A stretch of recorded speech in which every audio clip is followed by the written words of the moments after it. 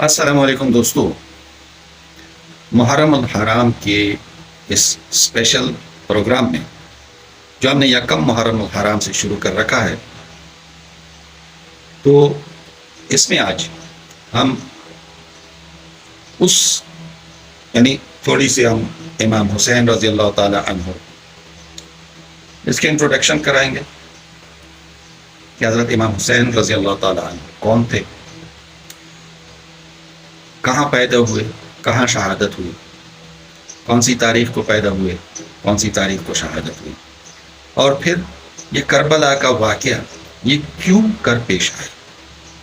اس پہ ہم آج بات کریں گے۔ تو دوستو شروع کرتے ہیں۔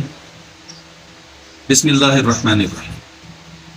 شروع اللہ کے نام سے جو بڑا مہربان ہے اور نہایت رحم والا ہے۔ دوستو، حضرت امام حسین رضی اللہ تعالی عنہ یہ حضرت علی بن ابی طالب اور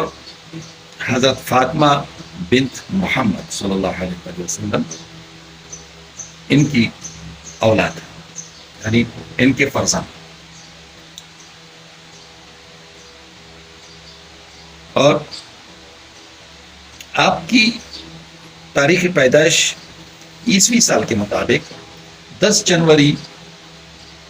سن 623 یعنی 623 عیسوی کو ہوئی، جو کہ اسلامی سال کے مطابق یعنی 3 یا 4 شعبان سن 4 ہجری، اور آپ کی وفات 10 محرم سن 61 ہجری بمطابق 10 اکتوبر 680 عیسوی کو ہوئی۔ آپ مدینہ المنورہ میں پیدا ہوئے اور عراق کے نزدیک کربلا کے میدان میں آپ نے شہادت فرمائی۔ آپ شیعہ مسلک کے جو مسلمان ہیں ان کے تیسرے امام ہیں۔ آپ کے والد صاحب کی شہادت کے بعد آپ کے بھائی حسن رضی اللہ تعالی عنہ نے جب امامت سنبھالی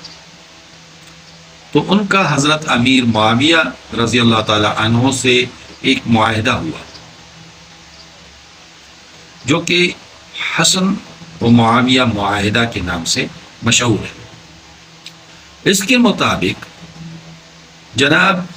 حضرت امیر معاویہ رضی اللہ تعالی عنہ اپنا جانشین بذات خود اپنے آرڈر سے مقرر نہیں کر سکتے تھے، اور عام مسلمانوں کی رائے کے مطابق خلیفہ کا انتخاب ہونا تھا، مگر معاہدہ کی خلاف ورزی کرتے ہوئے حضرت امیر معاویہ رضی اللہ تعالی عنہ نے اپنے فرزند یزید کو اپنا جانشین بنایا اور خلافت ان کے سپرد کی۔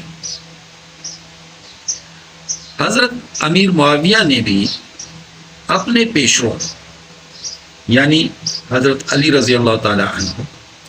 حضرت عثمان رضی اللہ تعالی عنہ، حضرت عمر فاروق رضی اللہ تعالی عنہ اور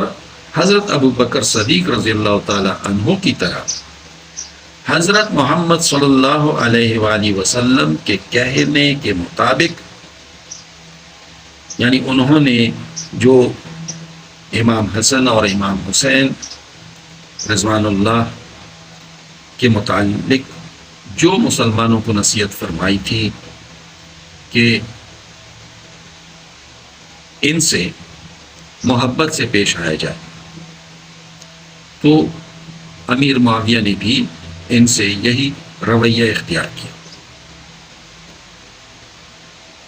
اور خلافت سونپتے سونپتے انہوں نے یزید کو بھی یہی نصیحت کی کہ ان سے اچھا رویہ رکھے، ان سے اور اہل بیت سے اچھا رویہ رکھے، مگر چونکہ معاہدہ حسن و معاویہ کی خلاف ورزی ہو چکی تھی، اس لیے یزید کو امام حسین رضی اللہ تعالی عنہ سے خطرہ لاحق تھا